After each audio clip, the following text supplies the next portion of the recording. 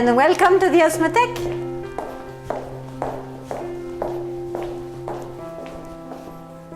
We're very happy to welcome you here today. Usually we go to Esxence, but last year it was impossible. This year we invite you over here. And at least this pandemic will have shown us something very important. It's possible to fly with a digital flying carpet. So today you are in the Osmothque, in Versailles, inside the premises of the school Isabelle, the very famous school of perfumery. And we're going to show you around.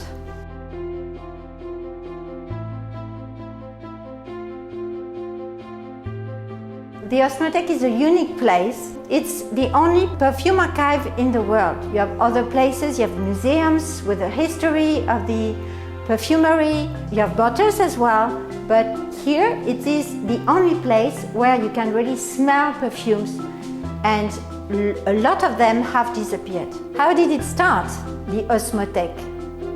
And where does the name come from? Actually, it comes from the ancient Greek. Osme is smell and theke is storage.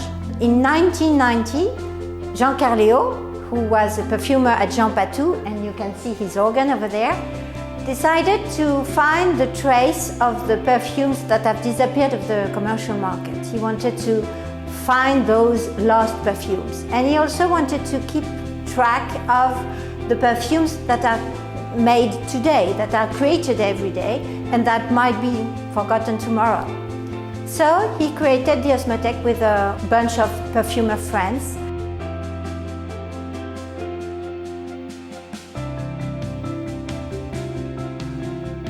So today you will be able to go to a very secret place where the collection is kept. We have 4,500 perfumes, and in this collection we have 800 that you can't find anywhere on the marketplace, and 250 that have been recreated after the original formula.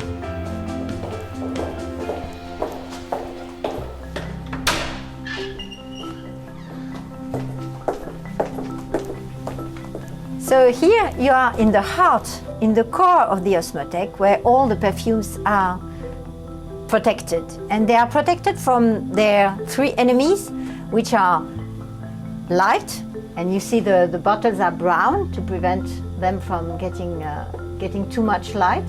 And the temperature is always 12 degrees. And they are kept with also a layer of argon, a gas that is heavier than the air, in order to limit the oxidation. So you have those, actually they look like fridges, they are wine cellars, and all the bottles are kept inside from their enemies. So maybe it doesn't look very nice from the outside, but inside you have history, and you have many stories and emotions. So, for example, in this one, you have the Parfum Royal, which is a perfume of the 1st century, recreated after a recipe given by Pliny the Elder in a book called Historia Naturalis. So it's a recreation, it's an interpretation, which is an exception in the collection of the Osmothque, but it's a witness of one of the perfumes of the 1st century, a Roman one. So you have also, for example, this perfume. And a very faithful servant has recreated this perfume for his very famous master, and actually it was Napoleon. So it's Eau de Cologne de Napoléon à Sainte-Hélène, and it dates from 1820. And we have the recipe of this one, the formula. You have also Fougère Royale, dating from 1884.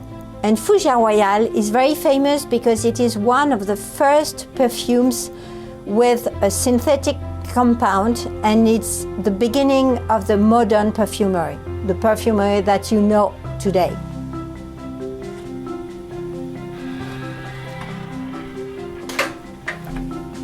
You have many other perfumes, famous names, and for example, you have the Chypre de Coty, 17, and he was the first of a very famous lineage, the Chypre. All the sheep now come after this name, even if he was himself the heir of a long heritage.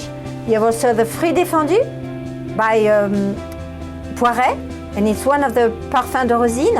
It's very famous. Actually, it was not such a success in its time, but because it was a kind of UFO. But now, when you smell it, you think it comes from the 90s. It's very modern. And you have also, for example, the Iris Gris by Jacques Fat. And this one, for a long time, a lot of perfume aficionados would come to the Osmothèque only to smell it, because it was a kind of holy grail at that time. And it's a very famous perfume dating from 1947 with a lot of iris butter.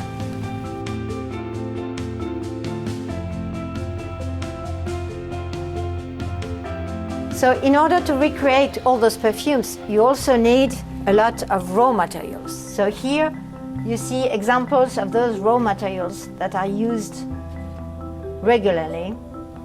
You have all those bottles with something like ambergris, for example, you see.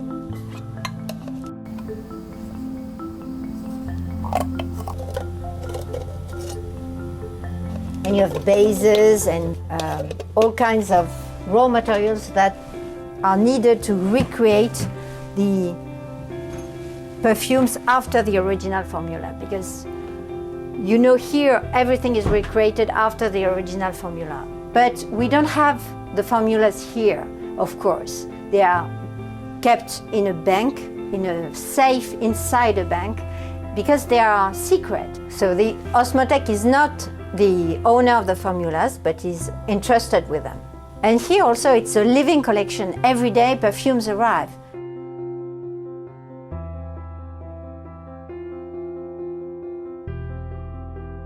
So you see all those perfumes are like sleeping beauties in their bottles, and they need a kind of Prince Charming to awaken them. So the only way to visit the Osmothèque is to come to an olfactory session. And we have a lot of audiences who come here. We have professionals who want to discover more about the history of perfumery and the history of their art, and they want to seek inspiration. You have students who come to know more about the perfumes and all this wonderful history.